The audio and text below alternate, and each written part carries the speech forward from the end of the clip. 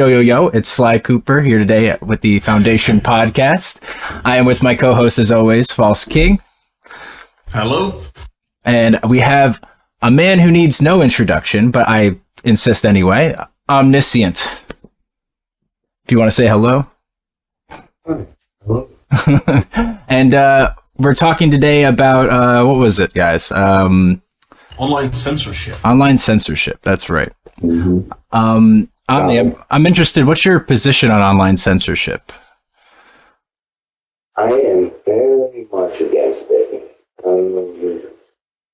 Through my years of actually, if you go all the way back to the start of HackForums, a lot of it was built on the fact that felt we needed a place to openly talk about tech.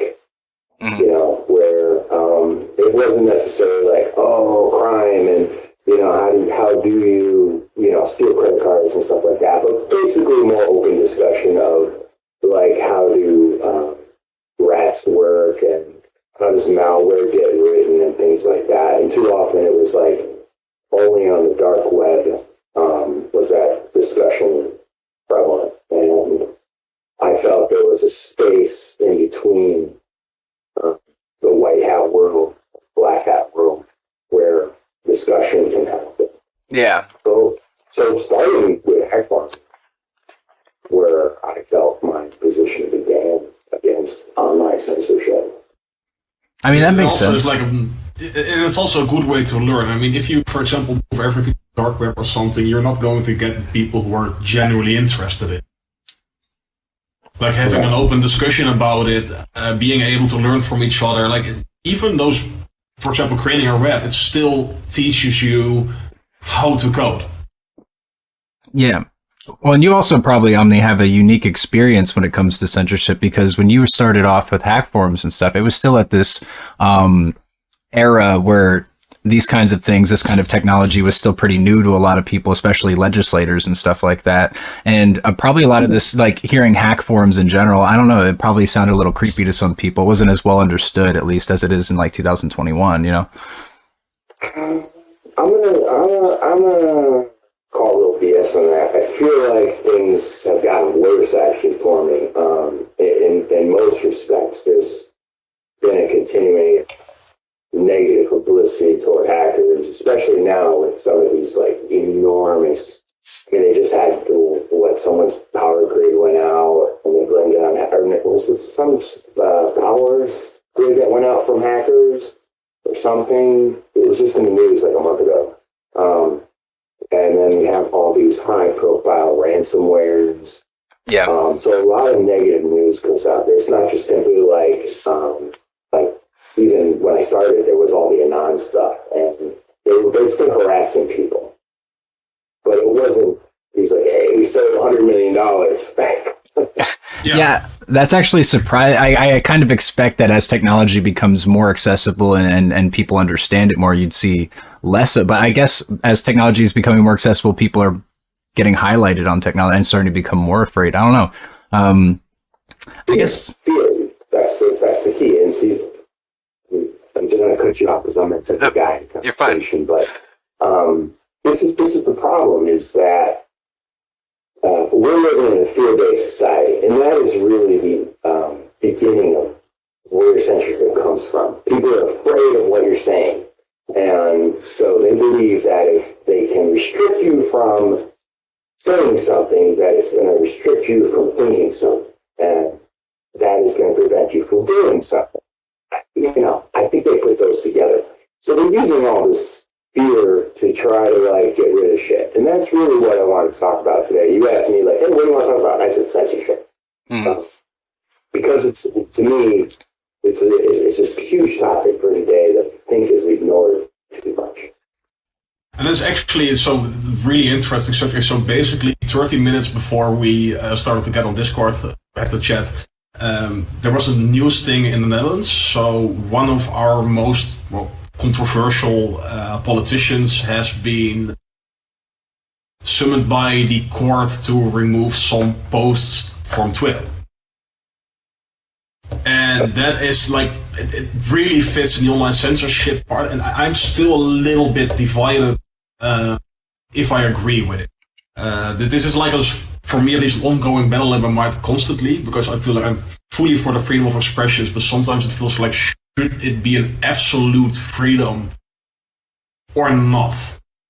And in this case, it's someone was comparing the measures in the Netherlands with the Holocaust, and actually a few Jewish organizations were the ones to create the court case, like, hey, this is really hurtful for us.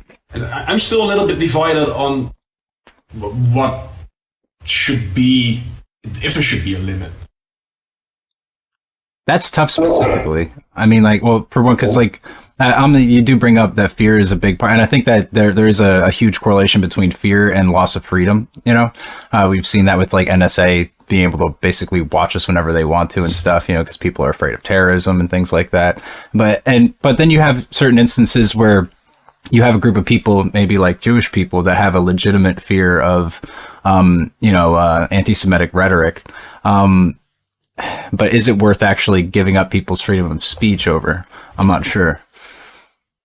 Well, I think no. I think the answer to that is no. And that's part of what America was founded on. It was one of it was our First Amendment to the Constitution. And I'm going to read where, Congress shall make no law respecting an establishment of religion or prohibiting the free exercise thereof, or abridging the freedom of speech or of the press, or the right of people to peaceably to assemble and to petition government for a redress of grievances. And I think if you read that and then think of what's going on today, I can't help but to feel much of that is threatened. And it starts with what we're able to say, starts with what's being prohibited from us saying, religion aside, that's being attacked on its own, that's in decline, but also to petition government for our redresses, to protest and stuff like that. That's also many times under threat, so I just feel like, this is our First Amendment, and it was first because it's the most important. It recognizes right away that we must have these freedoms. I think there's a huge difference between saying things and expressing things than action. And it's always the action which has been criminal.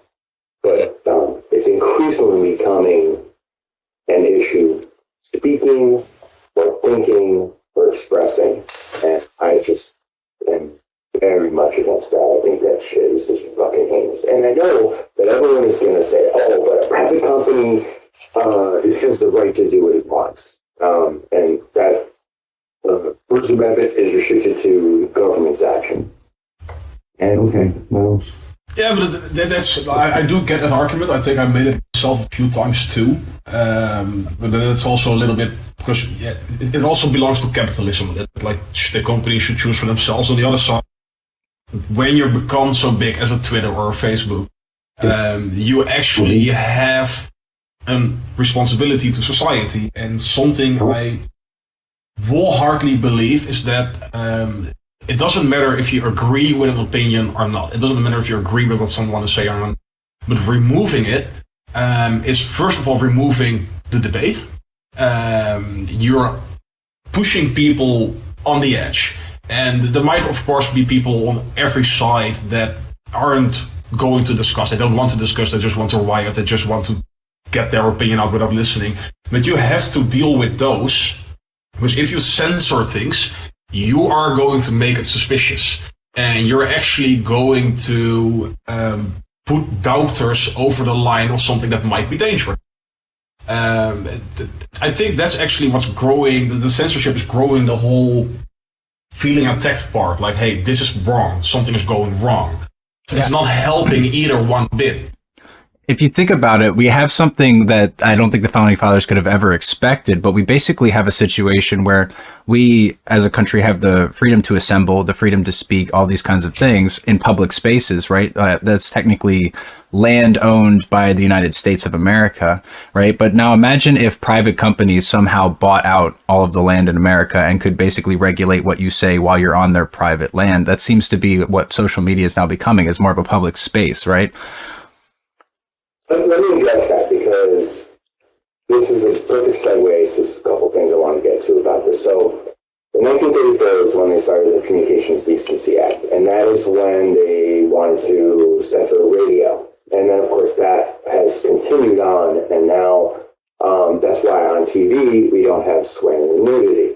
So there is censorship of private companies by the government. That has existed for a very long time. And there is the FCC, which regulates communication, sends out the fines, and says what can and can't be sent, and how communications must work, and who can do what. So, lost my train of thought. I need another cup of coffee. So, the government does all these things already. They're already putting up laws. Yeah. And but these aren't public spaces, right? Like there's... No, this is my thought, sorry. I lost my thought, I just got back. So, the government already regulates this. Now, years ago, the government has broken up monopolies. They like, you're too powerful, you're too big, and there's not enough competition in the marketplace because of that. Meanwhile, we know that you have Facebook, Twitter, that basically rules the social media landscape. So why aren't they broken? Facebook goes and buys Instagram, the government allows it. So the government's allowed these monopolies. So these are government-sanctioned monopolies who, under government pressure, when they were brought in front of Congress, were told that what was going on with their websites had to be reined in because it was, it was the voting fucking problems. So they totally put them under pressure to create more censorship on their websites, which we've seen over the past year. Okay, even going back a little further, and you can directly see them get in front of Congress, see them going back fucking home to their headquarters, and a month later there's new fucking rules for censorship and what can and cannot be said. Because Congress is really clear to them. Either you fucking rein this shit in, or we're gonna fucking do it for you. Now, does that sound like we have freedom? And does that sound like government interference to me, fucking what we can and can't say. Hey, they're using a private company to restrict us, but they're not fucking, they got a fucking monopoly. I mean, a site like Gab, which does allow you to say whatever we want for the most part, has a very small percentage of the fucking social media space. But let's say, so just a hypothetical situation. Sorry, we love playing advocate. Let's say, for example, you get a communist party in America who becomes quite big and is actually like amendment on destroying, for example, the First Amendment. Oh, you mean the Democrats? I'm going to keep that in the middle. But would you, for example, if people are calling for example, let's say Trump should be murdered. Let's say people are calling for Trump to be murdered. There was actually Democrats that joked around about that. It might be. Yes, I'm not going to deny that one. But let's say they phrase it in a way like, I think he should be murdered. So it's not like actual call to action, like we should murder, but it could be in a free speech. And let's say that's a thought that gets really popular, like it gets really widespread, like we think we should murder Trump. Is that not something that like should be limited in a way? Well, that's happened. Kathy Griffin held up President Trump's model of his head on, I don't know if it was a picture and spread on her Twitter or something like that, dripping with blood and stuff. And the Secret Service, who is to protect the president when interviewed. So, again, it's not like, and of course, people called to cancel her and all this stuff and pointed out how wrong it was. But she wasn't arrested because there was no intent there. She shouldn't have done it disrespectful, but I am going to stand up for her right to do that. I think it was the comedian. She's obviously, you can't sit there and say, oh, somebody's inciting hatred, and which is another segue to a topic of the inciting of hatred is often used in terms of service. Like when you join Facebook or Twitter, that terminology. The thing that nobody reads. Oh, I read them all the time. Yeah, I'm a fucked up guy. I read fucking legal shit. Yeah. So like, actually today, I went to that new website Odyssey, that video site. Have you guys seen it? Not yet, no. It's kind of like, so I'm always looking for ways to spread out my internet usage away from YouTube, Twitter, Reddit, try to find other avenues, So hopefully people do that and find HackForums. But I was looking up Odyssey's terms of service and community guidelines, and it's a new video site. There's a lot of content there. But one of the terms used there was against policy was inciting hatred. And I feel like that's a term that's too broad and hampers our ability to speak openly. Yeah. And, like, I'm going to use an example, a little incendiary, but let's say I start making fun of people's sexual orientations, and I'm going to offend people. What if I start saying things about pedophiles? Am I inciting hatred against pedophiles? And nobody's going to mind right now because that's fine. Like, hey, but you only have to go back maybe 20 or 30 years, maybe even a little less. And if I was to say something about cross-dressers or transsexuals and stuff like that, probably would have been ignored. And now, of course, today you can't say anything about transsexuals because it's been very normalized and it's A-okay. And if I do tweet out something, I could be branded like a transphobe. And so, where is the limit of like, okay, today you're offending people and you can't do it. Tomorrow, okay, we're not offended. Yesterday you weren't offended, today you're offended. Why have that terminology? And it also really becomes dependent on the society's perspective, because I actually think that what you said about pedophiles made me think about something. If I think I'm correct, it's Greece.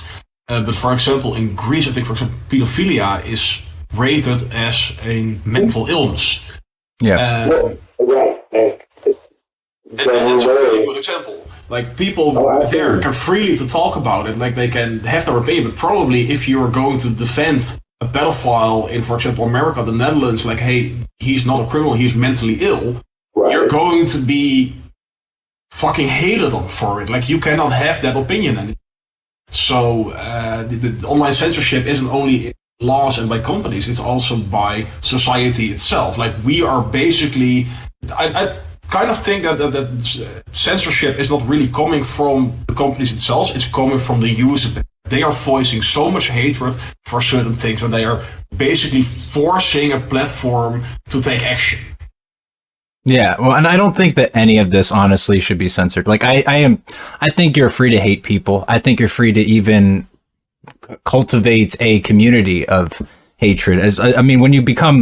When you start harassing people and stuff, that's actually illegal, right? So like, that's different. But the thing is, there's other ways, like Omni pointed out, when Kathy Lee Griffin did the whole head thing, the Secret Service, right? The Secret Service went to interview her, right? If you have a community of people that are saying, like, I think this guy should die, and that starts building and it becomes serious, we have other means than to cut away freedom than to handle that. We can start investigating people to make sure these aren't legitimate threats, right? Like, instead of taking away freedoms, we could just do it that way, and that makes a lot more sense to me. That's one of the lines. I don't know. I think that people are so ready to cut people's freedom of speech off in order to just kill the problem because it's easy and it feels really self-righteous when you get to do it. When there's much better ways to handle it. Others, so bad. You're also creating new problems because eventually this is going to lead to a fight. Example is, for example, a lot of people who voted Trump are now probably going to Trump's social media website because they are being censored on Twitter. So what is happening? You're actually breaking up the conversation. You're pushing people away. You're dividing people more. You're completely breaking down, like Twitter is breaking down people having a conversation.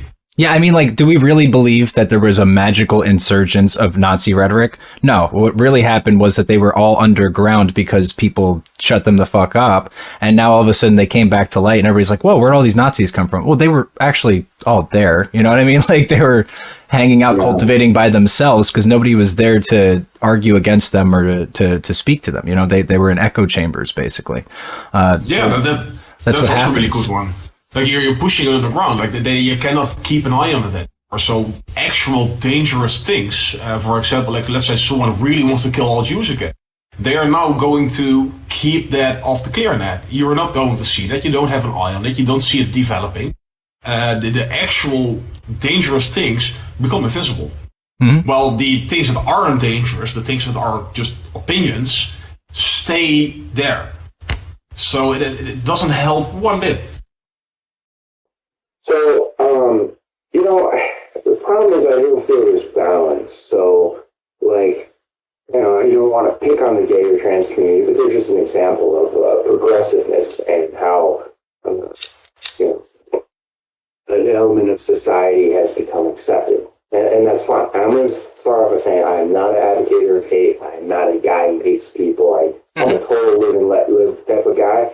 So I really don't give a fuck. I don't care if you're KKK, I don't care if you're Proud Boy, I don't care if you're trans, go live your life. I got my house, I'm in here, so I don't give a shit what you're doing there, go live your life. But I don't think there's balance in society when I see when I see the gay agenda that they call it, or whatever, when I see all that progressiveness, and then I see a pushback against other elements of society because it doesn't gel with that one, and they call that hate. Well, isn't it hate both ways?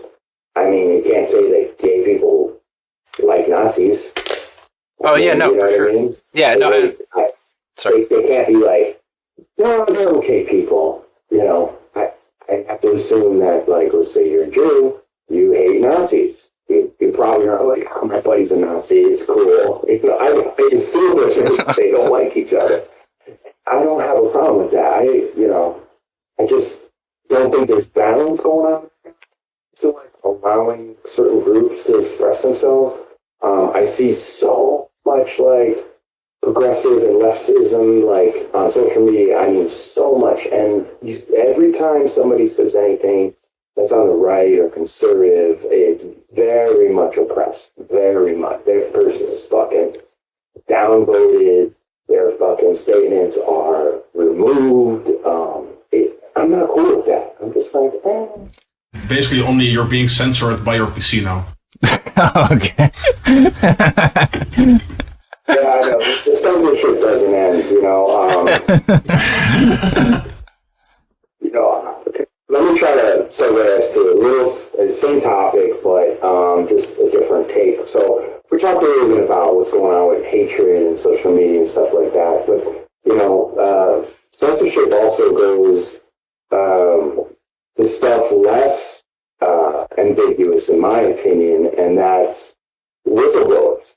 Right now we're having all these government whistleblowers who are under huge attack and have been jailed. We got Julian Assange.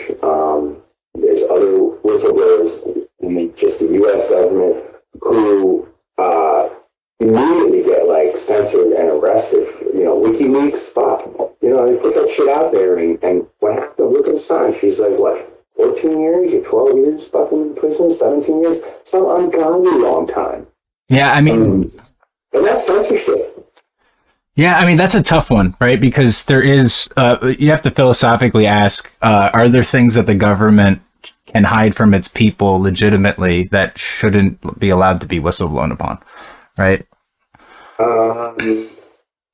So, the First Amendment clearly states, bridge the freedom of speech or of the press. So whistleblowers, and there's actual laws protecting whistleblowers that seemingly just get ignored. You're like, oh no, you're not a whistleblower. You were part of the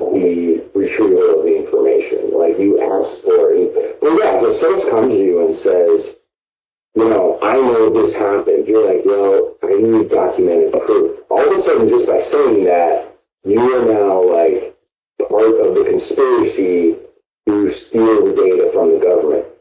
Yeah. And also to turn it around. So basically, for example, when something like the NSA happens, people always say, like, if you are not doing wrong, you have nothing to hide. So, in my opinion, but to turn that around, in my opinion, the same counts then for the government. So, if you're not doing anything wrong, whistleblowers, exactly, nothing to hide, and whistleblowers should not exist. No, that's fair. Yeah. Exactly. The government works for us. At least they're supposed to. But does anyone really feel like that? Does anyone really think like, oh, the government's for the people? I don't think that, personally. Especially not America. I don't think, I don't know. It's something, I don't want to go into this too much, but like, I know there's always, I hear a lot of Europeans or something talk about the Americans and their Second Amendment and stuff. And like, they're like, why don't you just give your guns back to the government and not worry about it? I'm like, do you trust the American government? I don't think any other country trusts the American government. Just to go kind of hypocritical. A little bit of the Dutch example, where that's why I also understand why people distrust the government. The same as here, like, we just came out of the longest post-war formation of our government. It's literally been finalized today.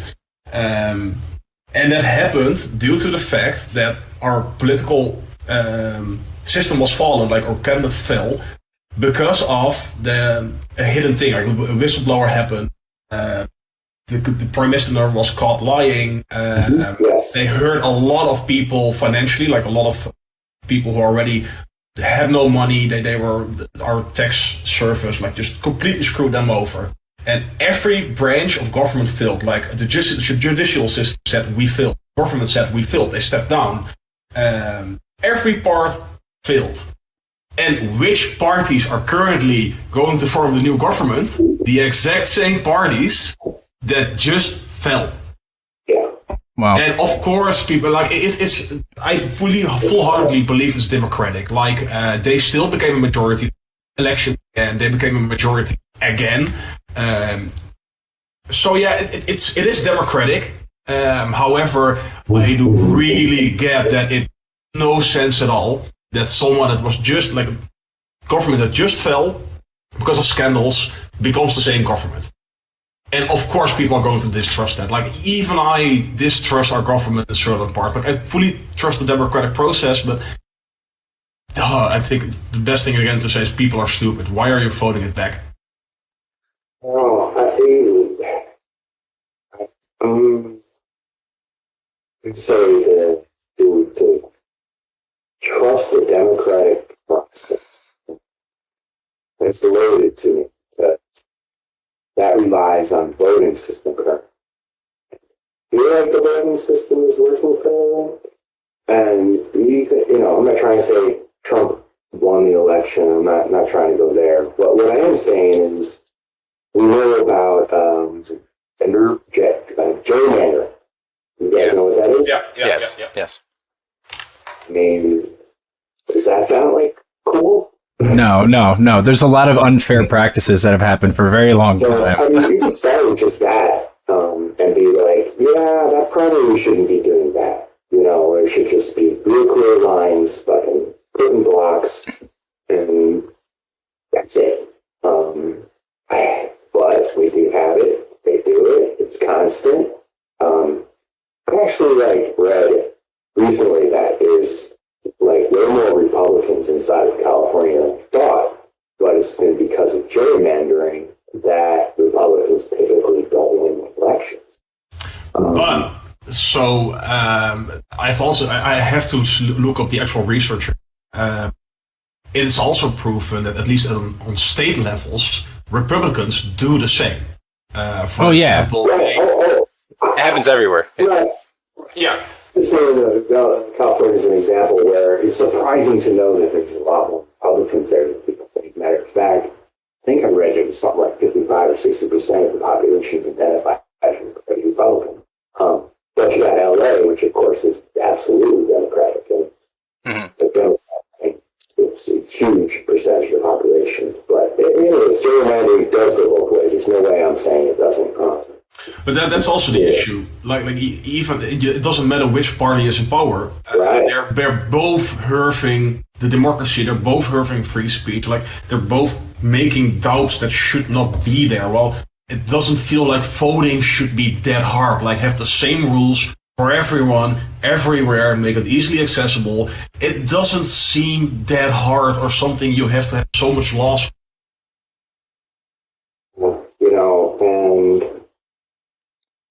And I mean, whenever I'm a Republican, I'm not gonna lie, I've been a registered Republican since probably the age of 21, since I started. So it's about when I started voting. When I started voting at 18, but when I started getting my life together around the age of 21, when I started voting and I registered Republican, this is I grew up with radio. So he was elected in 80, and I was 10 years old. So from those years, I was a Reagan guy. And I was there, I was a child for Carter's administration, which I saw the effects of that. So even though I was a child, I saw it. We were waiting in line to get fucking Tesla. We saw the economy. I saw the fucking stress on my parents and shit like that. The 20% interest rate when we bought a house, and just fucking problems on the TV with the terrorism and fucking all the bullshit that went on back then. If you look up the history, it was fucking crazy. And I was there for it. Even if I was a child, I understood the stress of it. Just like the children there understand the stress of this COVID bullshit. Yeah. But anyways, I don't know if I had a fucking direct point. People have seen a lot of bullshit from both parties for a long time. Oh yeah, I mean it's. The whole point was voting. So I don't understand why the voting system can't have accountability when it comes to voter registration, voter ID, because almost everything else you have to have an ID. I can't get on an airplane without an ID. Can't buy liquor without an ID. I can't drive a car without an ID. If I get pulled over and I ain't got my ID, I'm fucked. Yeah. I fully 100% agree on. I don't get why people are making issue out of this. Of course, you need to identify who you are as voting. Well, here's the problem. I mean, the Republicans have their own set of, trigger words like immigration and shit like that. I fucking hate the Republican stance on immigration. I fucking hate it. But the left, they love to scream racism. So here we come with this, hey, it makes sense, let's do this, and they're like, but that's racist. Well, okay, but hold on. So this is very difficult because, in truth, no party is being honest when they're doing this kind of stuff. So, for instance, Absolutely. and that's really tough because, so one thing Republicans did bad, was I think it was North Carolina, South Carolina, one of the Carolinas, they tried to do something on voter ID laws, restricting voter ID laws. But if you look up and there is, I forget what committee oversaw this and basically said it was racist, was they asked for specific information on demographics and then targeted minorities on how they voted and tried to get rid of each and everything that was commonly used by minorities specifically, right? And it was looked at as a literal. What you're talking about, yeah. Yes, I saw that. That was pretty incendiary. No, yeah, and that one's really bad, right? But there are other times where it's not bad, but it's like when people are being so dishonest on both sides, it's really hard to be able to sift through the bad that you just end up labeling it all as racist, right? Like that's what a lot of people end up doing. That's the issue, because maybe the source, this is one of the things I talked about with research. Thanks for actually describing the proper one. They are focusing, but still there is merit to what they're saying. However, it's barking up the wrong tree. So if there are so much people without an ID, maybe then that's something you need to fix instead of loosening such important restrictions. That's the thing, everyone has an ID. So if you actually go talk to people, you can go to any black neighborhood or any Hispanic neighborhood and be like, do you have an ID? They'd be like, yeah, because you're kind of required to have one in society here. Unless you're an illegal immigrant, you have an ID. And that's my bad segue to criticize the Republican Party for immigration. I think we should absolutely do way more to open up our border, but have a better checking line. We have a lot of restrictions for coming to the country. We have restrictions. But if you just start registering everybody and say you can come here under these circumstances, check in at the door, here's your social security number. If you get a job, pay your taxes, where are you going to live? Are you going to live with your mother, your daughter? Where are you going to live? We want to know that. Let them a fucking ID as soon as they cross the border, an ID that's accepted in America. And just if you want to come here, let them. This is a big fucking country, But, and then this is another thing, say, okay, you're going to come here, we're letting you in, but you can't use government resources for free. You can't just be like, because my wife sees it working in a hospital, we've got people who actually get pregnant. They come here, and as soon as they cross the border, they go to a hospital, baby and shit, and it's $100,000 bills at a hospital or whatever it is, and they'll never get the money. And that's it. It has to come from the government. The government compensates them. So there's a resources there. So if you're going to come here, go get a job, start paying taxes. You can't come here and there'll be a drain on resources such as healthcare, which is a big drain.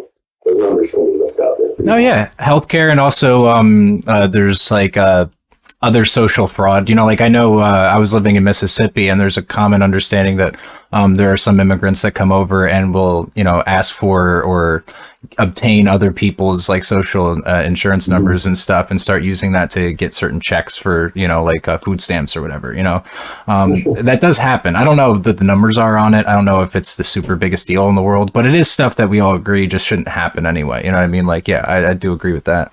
But it's also, you get into the point of humanitarian versus economics. And even though something might be the humane thing to do, so one of the main arguments would probably be, they're pregnant, they might not survive if they deliver the baby anywhere else, they had no choice. And they might be right. Like, I'm not going to say that those people are wrong or diminish those who are experiencing that. But at the same time, you are still living in a country which has to be ran.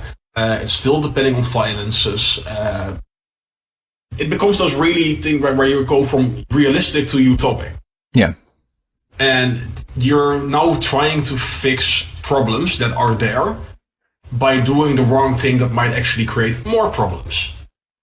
Yeah, I mean, like, I wouldn't even say it's like a separation of like utilitarianism versus economics. It's really just people don't realize how much of politics and things involves ethics in the first place. Even economics involves ethics. Like, you have to be able to separate between what makes sense for a country and the country's happiness versus, smaller situations where you're looking at like an immigrant coming over and really needing help, and being able to discern what the right choices and all of that. And it's very difficult to navigate. I try to stay away from economics for the most part because I'm an idiot when it comes to economics, and it's I'm not even convinced most people, even people that study economics, know what the fuck they're talking about. To be honest, like, we're basically all chasing a ferry, but we're all chasing some. So yeah, no, I took I tried to take a course in economics. I watched a few lectures and stuff as well. And like, I just basically, it was all like, here's one guy's theory. Here's another guy's theory. Here's another guy's theory that totally disagrees with that. And just kept going and going and going. I was like, does anybody know what the fuck's going on at the end of it? I was more confused when I took the courses than I was when I started, So the thing about economics is that most of it is theoretical. Mm-hmm. It's not like, if we do this, this is the outcome. Because you can get 5 different economists who will give you 5 different answers. So that's kind of the problem. Yeah, it's all theoretical because a lot of it is, you're not dealing with such an objective thing as just money. You're also dealing with sociology at the same time, right? Like how it's so much to deal with. It's fucking insane. So they make it more complex because of fiat currency. And I'm a crypto guy and all that stuff. Yeah, they intentionally make it more complex. So much so that we are all confused as a society how money works and where it goes and where it comes from and how do we get it. And so I mean, we're at a point where I think it's a means of control, personally. I think. But may I maybe make a segue back to censorship? Yeah, we need that. It happens so often. Like, we just ramble on about something, we forget. Oh yeah, shit, we have. I didn't forget, and cryptocurrency Enunciate, to me, is an anti-censorship measure, because being able to say things and express yourself, there is an element of maybe earning on your platform for listeners. So let's say you have a podcast or a website or some other form of expression, and you have members or things like that. And maybe you just have a blog or a podcast, and PayPal shuts you down for your hate speech. Yeah, one. Or, like Gab's been shut down how many times? You could just be scared to donate because of getting doxxed because you're donating to a hate speech guy. Right. And so there's the double problem. For one, the privacy of making a donation, and two, accepting a donation from somebody. So things like Bitcoin are, in my opinion, censorship resistance. They can prevent that blocking of expression that happens through centralized payment systems like PayPal, or credit card systems, things like that, where they can say you to fuck off. And you get to now say, you know what, fuck you, and bust out your crypto and send $50 to somebody without fear of reprisal for expressing yourself. Mm-hmm. That's a really good point, actually. Yeah, we're getting some freedom back in anonymity, and that's really awesome because, I haven't even thought about this stuff really, honestly, when it comes to donations. A lot of different content creators are getting deplatformed. My PayPal account got shut down years ago. So I'm deplatformed all the time. I mean, we're kind of seeing this now, but it's been happening to me for 12 years. So, you're ahead of it. That's a really good point. Yeah, which I also wanted to get into, because you also are experiencing censorship in a certain way. So, for example, your PayPal getting closed for running a ClearNet website that's not being charged. No, I've never been arrested. None of that nonsense. So it's like, they don't like the content on HackForums.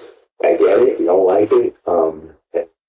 Disagree with it. You think that maybe some of the members are doing stuff with the material that they shouldn't be doing. So based on those things, they decide. And I view that as censorship. I don't view that as anything else. They're not required by law to cancel my accounts. No, exactly. I mean, you've done nothing wrong. They are deciding that your content is not worthy of being sponsored for. Right. I don't ever remember an instance of one company doing wrongdoing and they're suing a provider of that company. You know what I mean? So even I forgot the exact law that protects companies, not the DMCA, but there's a specific law written that protects internet service providers and online service providers from the actions of its customers and clients. So this is why I could post something inciting people to kill someone on Twitter, and Twitter is not legally responsible. Yeah. So, I mean, that's of course real extreme, but that's the point, is I can literally tell someone, please kill somebody for me, or I think this person should be dead, things like that. And Twitter's not responsible. If someone does go out and kill that person, it's not Twitter's fault. It's not going to be on Twitter's account, no. Right. Twitter's like, and this is in the law, and it's a smart law because that's how it should be. It's an OSP or an ISP. Just like, okay, you can go in and say, my internet service provider. Now they're responsible because, they went through their fucking internet. Why weren't they censoring me when I was posting it? Why didn't they see that I was fucking connecting to a pedophile site and block me? Yeah. It's their fault now. So, these companies are not legally bound to take these censorship actions. And that circles back to the whole point of fucking Twitter and Facebook, Zuckerberg and fucking Dorsey being dragged in front of fucking Congress and questioned for fucking days about censorship and about shit that's fucking going on. What's been happening? What are people saying? And what are they realizing? by people that don't know what the fuck any of that shit is either. Like the people that were questioning them some of them I'm not even convinced knew what the fuck the internet was. No, these fucking people. And, same time. I mean, remember when you had It's that so bad. whistleblower? It was like 2 months ago. We had a Facebook. One ago, who came up with like 1 terabyte of data, which just shows like, hey, we're actually putting people in an echo chamber to engage people. Like we want to get our engagement up. So no, of course, you're trying to rile people up. I know that from my side. Like, if you post stuff that riles people up, you get responses, and responses get other responses. So in a way, you want that a certain element of conflict in order to create engagement. That's a real thing. Yeah, you need it for people to actually engage with your website. We have alluded to this though, and this needs to be brought up though. Although companies aren't legally obligated when it comes to censorship, we are under a capitalistic society where these companies have an obligation, arguably in a lot of cases legally as well, to their shareholders. And so a lot of these companies are arguing that they're censoring people because it's good for business, right? Is that a justifiable thing? Is there maybe a way the government or somebody or whatever could make it to where we can fix that kind of thing? I don't know. This is what brings me back to the point of the government used to break up monopolies. So if you control too much of that market, then that market power creates a monopoly. Monopolies are bad. They've always been bad. They continue to be bad. But now we have them all over the place, and it's heralded. The power that some of these companies have, and it's funny because I'll agree with the left. The left is like anti-capitalism, but I'm not against capitalism. I'm against government in capitalism and government fucking giving away monopolies at their fucking will. I mean, we used to not be like this 50, 60 years ago. We used to break up fucking companies. We told the Rockefellers, you guys are too fucking powerful. Fucking sell all your oil companies, Standard Oil. They went to AT&T. I was fucking there for that. They said, you know what? You fucking own all the goddamn telephone lines. We're splitting you up. Okay? And they also get so much societal pressure. For example, in Holland, WhatsApp is very popular. WhatsApp is owned by Facebook. So basically, the things for, especially during Corona, for example, when you're at home, you can go Facebook, Facebook, Instagram, and WhatsApp are used a lot. So basically, I would be completely isolated from my friends without the Facebook company, Meta, of her was now called, which is a very scary thing to think about. So I'm really hateful that WhatsApp and Instagram are owned by Facebook. And what I've noticed is, so WhatsApp in particular, I've used it, amazing software. Facebook fucking sees what's going on and fucking boodles it up, getting all the popularity. Since Facebook has taken over WhatsApp, do you feel it's expanded its audience or expanded the features of WhatsApp? Because I don't feel like it has. Same thing with Instagram. Because these easily could have been turned into platforms that competed against Facebook directly. WhatsApp could have had a lot more rooms and services and all different types of stuff that more directly competing with Facebook. Yes, exactly. Facebook connects people. So WhatsApp did that and allowed more more speech, less censorship, more freedoms and things like that, and privacy, which Facebook is fucking anti-privacy.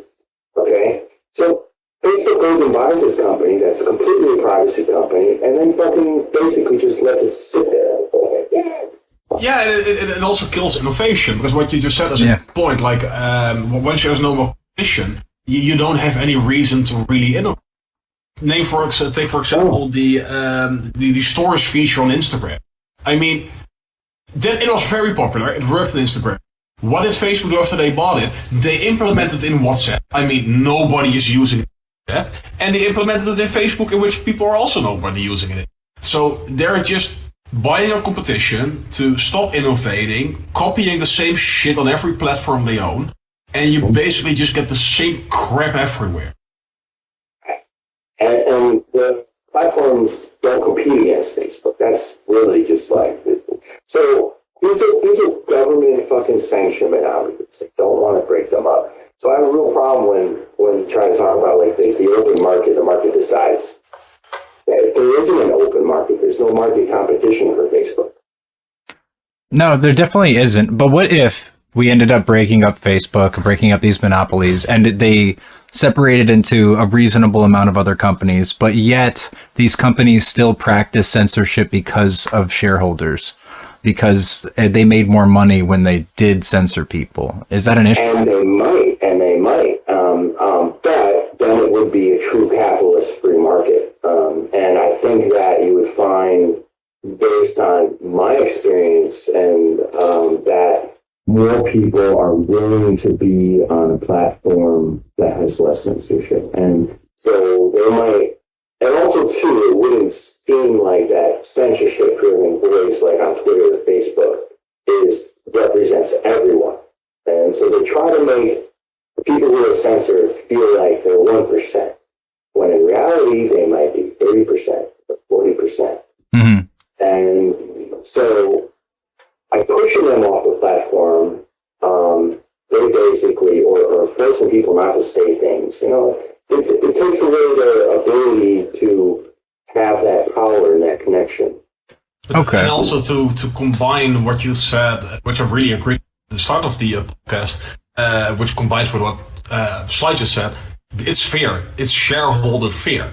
So if you have, for example, the shareholder portfolio... I feel right now it's not shareholders. Again, it was when they fucking brought these fuckers in front of Congress is when we really saw the censorship ramp up. Okay? That's when we saw it. They don't give a fuck. The Facebook whistleblower said, oh yeah, they're purposely pitting people against each other. They don't give a fuck what the content is. They just want it. Okay? They would allow the KKK to be there. They would allow all this shit. They wouldn't care. They didn't care fucking 5 years ago. They barely had any fucking censorship 5 years ago. When did it start? When they fucking went after them in front of fucking Congress, also like, we got shit. Yeah, fair enough. I mean, there's definitely... When the Trump fucking election, when he got elected, there was almost no censorship. By the time his fucking presidency was over and there was the new fucking election, there was tons of censorship. I mean, truth is, when you have a monopoly, you're able to stop caring about what the market is saying. And so you are able to do things like censor people just because you want to. Yeah, that is very true. That's my view. Yeah, no, I think it's reasonable, yeah. To maybe, because I also see we're already near the time again. Holy shit, things are going so quickly. Yeah. I really wanted to ask to make a little bit, we also like to, at the end, make it a little bit HackForums related. And I think the most interesting part is to ask how you are experiencing censorship on HackForums itself. Like you are also in a spot of certain power, like not absolute power, but in a certain place where you can also access, you could access censorship. And I know people are probably going to say in the comments like, you have closed people in the past, which is true, but my own experience in SRPP, that has been gone. Which I really like. Like, I honestly, lately, even during the corona pandemic, SRPP is going in the right way where people are conversation. But how are you experiencing that balancing of what to censor or what not? Well, it's probably all sound like a weird cop out, and I know, I'm probably going to get some criticism for this, but I still feel like this is not a public company. It's a small privately owned company that I run. I don't feel like I censor anyone because even these fucking assholes, especially in SRPP, someone could say the fucking worst shit ever. I might close their account, but guess what? You don't delete the post. I don't delete the post. No, that's fair. So yeah. I might be kicking them off my platform, but I don't necessarily feel I'm censoring them. I know it's technical and shit like that, but sometimes you just don't want a fucking asshole on my site. If someone treats me like an asshole, someone treats the website like an asshole, maybe you're disrespecting other members like being a real fucking troll. Yeah, I'm probably gonna fucking kick you off, and sometimes I do make a decision that's more personal than it should be. And if someone can say, well, Facebook platform, they can do what they want. Well, Facebook is a big giant conglomerate with policies. Me, I'm just Jesse, who just, I'm just Omni, who just like, fuck it, you pissed me off and you're off my site. So, I don't know. Is it cool? No, probably not. But I can't imagine a world where I'm sitting here for fucking so many hours a day, working and shit and being involved in my site for all these years and not taking offense or taking it personal when someone does some bullshit. No, that's fair. I mean, I have a question that I really wanted to ask before we get wrapped up, and I think this is a good segue to just asking. So, I don't know if you want to get into this specific instance, but I saw that you had closed Focus Broken, and so I wanted to ask about censorship as far as it comes to really heavy misinformation or bad faith misinformation. Do you agree that that's okay to censor sometimes? Or, I mean, again, you didn't delete his post or anything, but no, I honestly, I don't, unless it's like straight spam or something straight up like in our policy. I don't jump to a threat. If someone's got like a real asshole opinion, I just leave it. I mean, I don't find that a reason to edit, censor, delete. What about like Facebook though, when it comes to like how influential they are to people's rhetoric and their understanding of how life is going? What if somebody like is getting really popular by blatantly giving out complete bad faith misinformation just to throw people off and make the world burn? Is that something worth censoring? If I may respond, I don't think it's worth censoring. It's worth putting in the time to disprove what they're saying. I think it's tough. I'm going to say no. It's not worth censoring.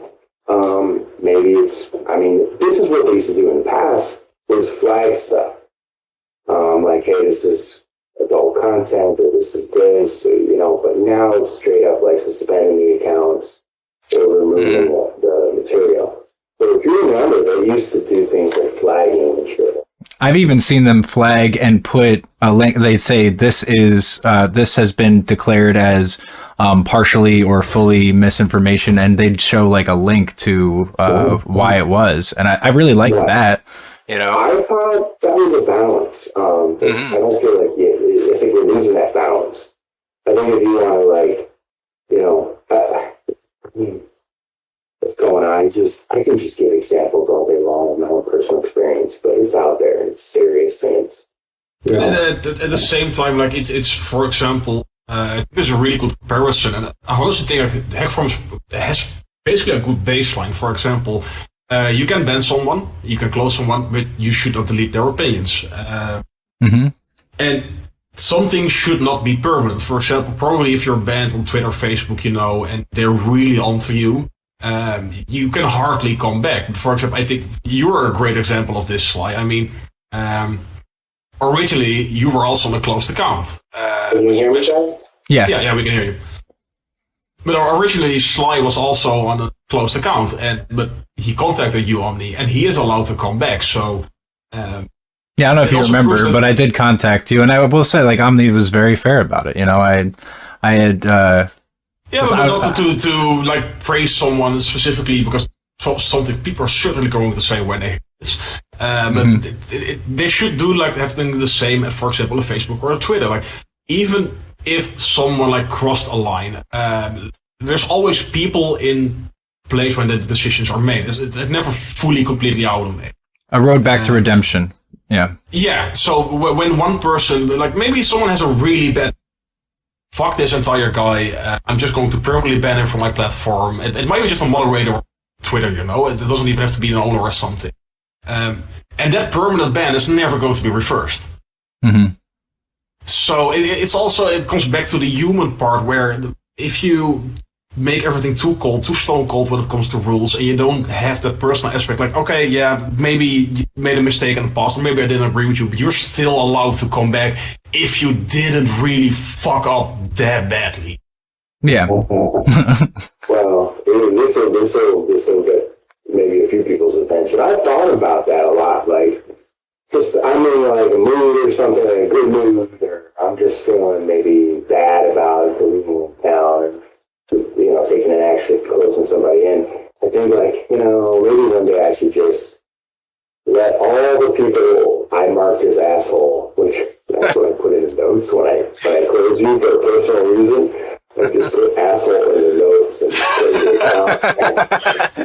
So all the staff notice, like, when you see it, they're like, yo, why is that account closed? Asshole. Which is basically like letting all those people come back. This is something that should be public, you know, that people can see like they're closed for. Just asshole, yeah. Or just make it a user title or something, you know, they don't have a distinction. But then, because the one thing that I was thinking about, I saw a tweet today again, which you posted, like, it was that guy that just kept on scamming people, threatened you, like, those people shouldn't be allowed to back. There should be some kind of cut off, like, you're just a dick, you have nothing to contribute, you just can completely go fuck off. But this has nothing to do with an opinion. Maybe that's part of my problem, is that I have dealt with some very fucking bad people, just people with bad intentions, people who, and they often escalate, you know what I mean? I mean, I could do right by them and just ban them for a week, and then after a week, they fucking double down and shit. Like, oh, fuck you, like, fucking ban me for a week. Yeah, then you're just... You know, and then if I try, and then I find that engaging with people about like what they did, or trying to justify it, or fucking say, well, hey, you kind of acted like this. It doesn't usually work out for me. It usually puts me in a fucking worse mood, and then they start threatening me, shit like that, or it gets fucking blown out of proportion. I dealt with too many of those circumstances to do with the bullshit. This is why often I'm just like, fuck you, you're closed, you're done. Well, you also experience owning a store, right? And I've been a manager before and stuff, and you know that if you're too nice to people and if you let too many things go, people will just abuse that. Yeah, they'll walk all over you, and they'll try to get everything out of you, you know? I used to be the worst store owner in the world. But I also have a question to ask onto this. I was so different when I owned HackForums. I would literally kick customers out. They'd be coming in. They would fucking be like, insult me or insult the store. So I'm like, get the fuck out. Get the fuck out. Right now, just get the fuck out. And I'm in New York City, you know? Dudes would be like, they'd come to me, somebody price like $200. He goes, nah, this ain't worth more than $50. I'll give you $50 for it. And I'm like, nah, get the fuck out. Yeah, that's New York for you, though. Like to somebody. It's also like, you can hear that New York comes from New Amsterdam, and that originally came from Dutch people, because we are exactly the same. Like, if something says €50, we're not going to pay €50. Get the fuck out. But to ask, like, because I think it's really good to go. The ban. We used to have those amnesty days, right, where you like unbanned. A lot of people had permanently banned stuff like that. Well, there's a difference between a closed account and a banned account. Closed accounts are literally like, it's more of a permanent action. Like, all the awards are removed, all their fights are removed, all their groups are removed, and they're basically placed in, like, this dead account zone, into a dead group, a closed group. Versus a banned account, obviously has a ban. Like, what I've done in the past was, when I do those amnesties, was just basically empty out the bans table. But so everybody who was banned would be unbanned. Yeah. Whenever you did that, like, did it cause a lot of aftermath?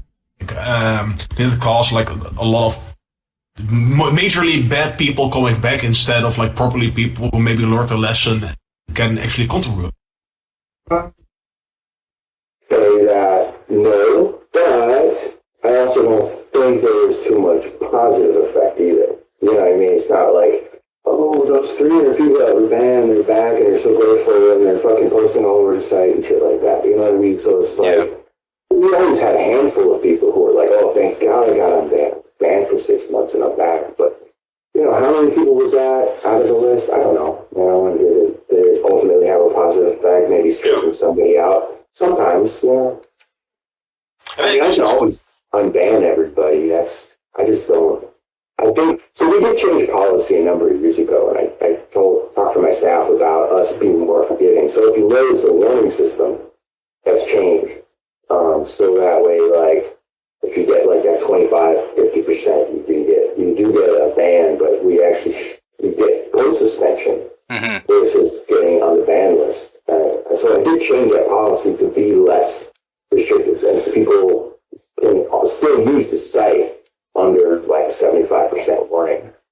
And I think it's a good way too, because it like people can learn from their mistakes, and it's also often good to, for example, I think when you hit the 25%, you're limited for a day. Like it gives you a day of cool-off period to think about what you did. It's not that permanent.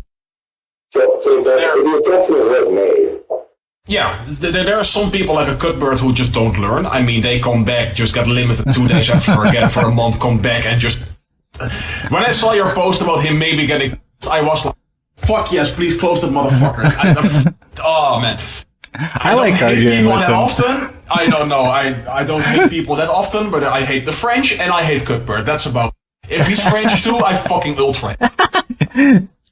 Oh, God, European stuff. So Cuthbert, right? This guy, everything he says turns into a religious fucking threat. I mean, you could be talking about cell phone. Oh, Jesus Christ. We noticed you were cutting out because we heard the Jesus Christ again. Yeah. Can you hear me now? Yeah, you're good. You're good. Yeah. Okay, Cuthbert. So Cuthbert and God strikes me down and about to say some evil shit about him. But all we know he's right. He might be onto something. Yeah, I think I'm gonna cut that. Like maybe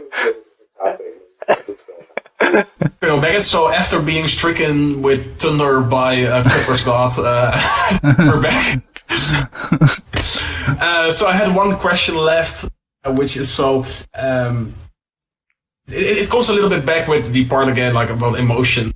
And this is like from my perspective. Like I've gotten to know you from, for example, also our discussions in SRPP that you are also slightly emotional. Would you say that you would be an emotional person and that it might sometimes inflict decisions? Yeah, absolutely. It's probably something everyone has. Like I have the same. I have to admit that sometimes I'm in someone based on the way they respond that I sometimes choose a stance based on the way the opponent is responding. And I think that a lot of people do that. We're all human. I mean, me personally, I'm moody. I'm not gonna lie. I take medication for it. Oh, yeah, me too. Different kinds.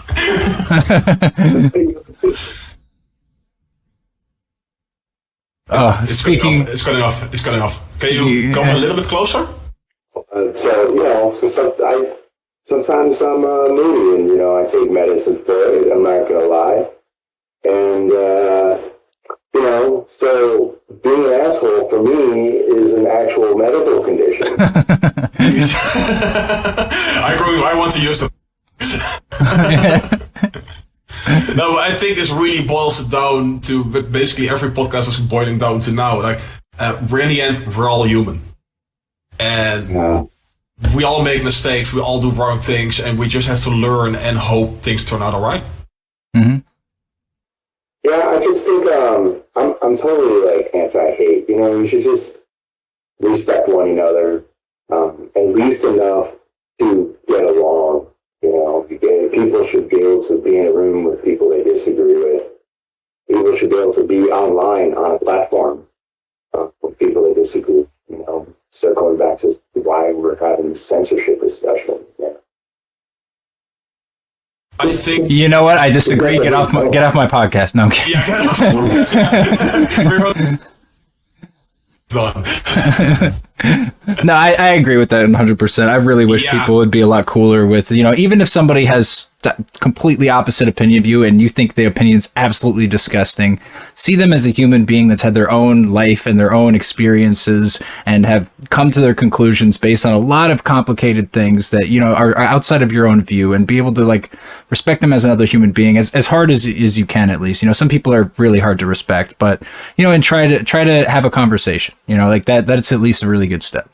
And I think that this point... You can't have a conversation if there's censorship. Yeah, exactly. I think this is the perfect summarization of the entire podcast and the perfect note to end on. Yeah, hell yeah. Is there anything HackForums related, Omni, that has caught your eye that you maybe want to point out to people? I know last time we pointed out that there was a few There was Cap doing his contest and Pink doing their contest. Is there anything that's caught your eye lately, or do you just have any general last words? Like, hey, this is something I want to get off my chest before we end. Well, you guys are going to put this podcast out next week, right? Yeah, next Tuesday. What, December 21st? That's next weekend? First, yeah. Okay, so that's like 5 days before Christmas and stuff. So first, I just do want to say that, I was going to do this big giveaway for December.